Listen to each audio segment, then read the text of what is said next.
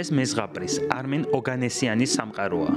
მარნეულის მუნიციპალიტეტის სოფელ შაუმიანში არმენ ოგანესიანს არც სტუდია და თოჯინების თეატრი აქვს გახსნილი. თოჯინების მუზეუმი, მასტერკლასების სტუდია და თოჯინების თეატრი ერთ სივრცეშია თავმოყრილი. სპექტაკლების სცენარისტი, რეჟისორი და შემსრულებელი თავად არმენია. ეს არის ერთი სახეობის თეატრი. ესე გამოვიდა, იმიტომ რომ სცენარებიც ჩემია, თოჯინებით ჩემია, დეკორაციებიც, აი რასაც თეატრში ხდება, არის ერთ ადამიანზე შექმნილი. ეს არის თეატრი, რომელიც არ აქვს ჩარჩო, აქ არ არის არავინ დირექტორი, აქ არ არის არავინ უფროსი, აქ ჩვენ ვართ ყველა მე და თოჯინები, ყველა თანასწორი ვართ. ყველაფერი კი 6 წლის წინ რამდენიმე თოჯინითა და მოძრავი თეატრით დაიწყო. აი ეს ყველაფერი რაც დაიწყო ერთ ჩომადნით, თეატრი ერთი ჩომადნით, ერთი სპექტაკლი, რომელიც ეტეოდა ერთ ჩომადანში, მე დაიწყე ჩემ საძინებელში ყველაფერი, წარმოდგენები და სტუმრების მიღება და რა თქმა უნდა ეს ძალიან პირადი იყო, უხერხული იყო ჩემთვის, მაგრამ სხვა ესა შანსი არ ქონდა. 2023 წელს არმენს ოთახში მოწყობილ თეატრში ნიდერლანდების ელჩი ეწვია, რომლის ინიციატივითა და მარნეულის კულტურის ცენტრთან თანამშრომლობით არმენმა სამენოვანი სპექტაკლი აისია დადგა.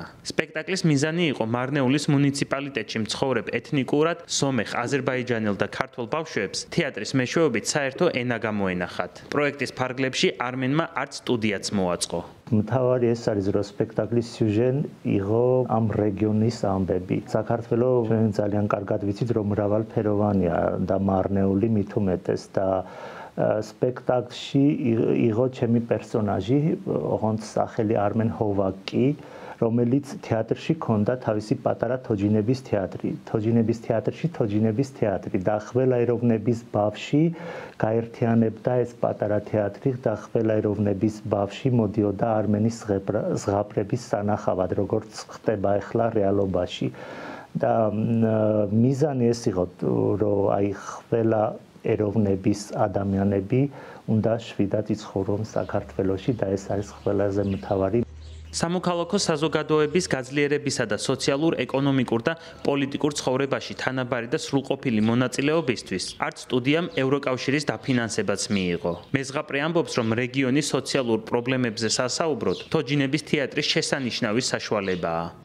თეატრი არ არის მარტო სანახაობა ბავშვების, ყველა ასაკის ადამიანმა შეიძლება იპოვოს თავიანთი შინაგანი პრობლემები და თავიანთი მესიჯები, რომელიც ამბობენ თოჯინები და თოჯინების თეატრი საერთოდ ძალიან დიდი ძალა არის განსაკუთრებით რეგიონში. თოჯინები საუბრობენ პრობლემებზე, საუბრობენ, რა თქმა უნდა, ეს ყველაფერი ზღაპრულად, ლამაზად და ვინ ღურები აქვს შეიძლება უსმენს, ვინ თვალები აქვს ხედავს ეს პრობლემები. არმენისთვის შთაგონების ერთ-ერთი წყარო ძველი თბილისია, რადგან თბილისი ყოველთვის გამოირჩეოდა სხვადასხვა ეთნიკური წარმომავლობის მოსახლეობის თანაცხოვრებითა და მრავალფეროვანი კულტურით. ფიროსმანი და ფარაზჯანოვი სულ ასოცირდება ძველ თბილისთან და ფიროსმანის პერსონაჟი შეიძლება შინაგანით მე ძალიან გავარ ფიროსმანს. ბავშვობაში ფიროსმანი შაუმიანში ცხოვრობდა ამ ერთადერთ მუზეუმში მარნეულში, ეხლა ეს სახლი სამწუხაროდ ინგრევა საღურავით და ძალიან მინდა რომ ისტორიული ძეგლი გააკეთონ და იქ სულ დადიოდი, ჩემი ერთადერთი ადგილი, სადაც მე შემიძლია რომ ვიღო აქ შაუმიანში, ეს იყო ბიბლიოთეკა. მაგრამ ისეთი ეს იყო რა აზრი რომ ბიჭი არ უნდა წაიკითხოს, ეხლაც არის ეს აზრები. მე ძალიან ესე მუდმივი გზებით დადიოდი ბიბლიოთეკაში, რომ მამა ბირჟაზე არ ნახოს ეს რომ მე ბიბლიოთეკაში შევდივარ და ეს იყო ჩემი ადგილი. და მოკლედ ამბებია, ეხლა მუშაობ ფიროსმანის სპექტაკლზე. მინდა აუცილებლად ეს სპექტაკლი რომ შედგეს, იმიტომ რომ ეს არის ჩემი პატარა პატივცემა მხატვარს, რომელიც ძალიან მიყვარს. სპექტაკლი ახლა ნიკალა როგორც ხედავთ არ არის მარტო, დაბრუნდა მარგარიტა და ერთად არიან ჩომადანში ცხოვრობენ.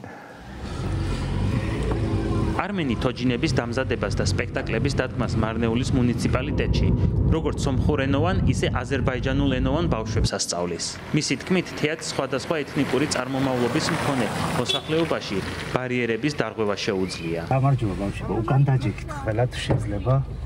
ასევე არმენი გაკვეთილებს უტარებს დევნილი ოჯახების ბავშვებს, რომლებსაც შაუმიანში დასახლება 2008 წლის ომის შემდეგ მოუწიათ.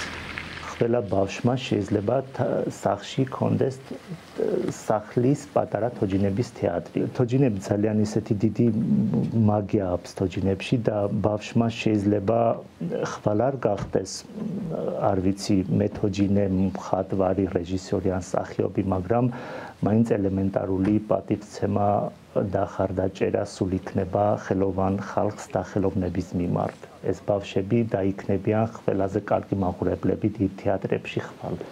როგორ ხართ ბავშვებო? დღეს რაზე მუშაობ? გამოცოცხლდა, რასაც ქვია, ცენტრის ციცოცხლის ხვანაირად წარიმართა, ბავშვები დიდი ინტერესით ელოდებიან ხუთშაბათ დღეს რომ მოვიდნენ აქდეს, გააკეთონ თავის საქმე, რასაც ასწავლის არმენი, ძალიან დიდი დადებითი თვისებები გამოავლინეს ბავშვებმა თავისი შრომით, მოღვაწეობით, სწავლით, ძალიან ბევრი რამე შეისწავლეს, თუნდაც თოჯინების კეთებით, თუნდაც თიხასთან ურთიერთობა და მუშაობა.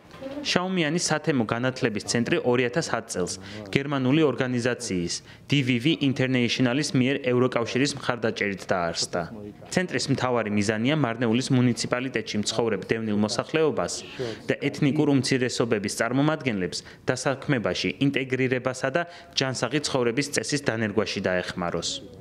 ისეთი კურსები გახსნეს, რომელიც ადამიანებს არა მარტო ბავშვებს, არამედ ზრდასრულებს სჭირდებოდათ. ეს იყო ხელსაქმის კურსი, კომპიუტერის კურსი, უცხოენის კურსი, სამკერვალო კურსი, ხატვაც კი იყო. პირადად მე ქართულს ვასწავლდი არაქართულენოვან მოსახლეობისთვის, აზერბაიჯანელებს, სომხებს და ძალიან დატვირთული და სავსე იყო ეს ცენტრი ადამიანებით და ბენეფიციარებით. ამიტომ მნიშვნელოვანი იყო ამ წლების მანძილზე ძალიან ბევრი სასიკეთო საქმე გაკეთდა ამ ცენტრის მეშვეობით ამ მოსახლეობისთვის და არა მარტო დევნილ მოსახლეობისთვის. სოფელ შაუმიანიდან სომეხი ბავშვები მოდიოდნენ, აზერბაიჯანული სოფლიდან აზერბაიჯანელები ჩამოდიოდნენ და ძალიან ბევრი სასიკეთო კურსები იყო, რამაც ძალიან დიდი გავლენა იქონია მათი შემდგომი პროფესიული განვითარებისთვის, იმიტომ რომ ძალიან ბევრმა თავის ბიზნესად აქცია შემდეგ აქ შესწავლილი საქმიანობა. შაუმიანის სათემო განათლების ცენტრში ამბობენ, რომ რეგიონში ბავშვებისთვის ბევრი შესაძლებლობა არ არის. თუმცა არმენ ოგანესიანის მასტერკლასები, არტ სტუდია და თეატრი ის ადგილია, სადაც ყველას შეუძლია შემოქმედებით თავისი სათქმელი თქვას.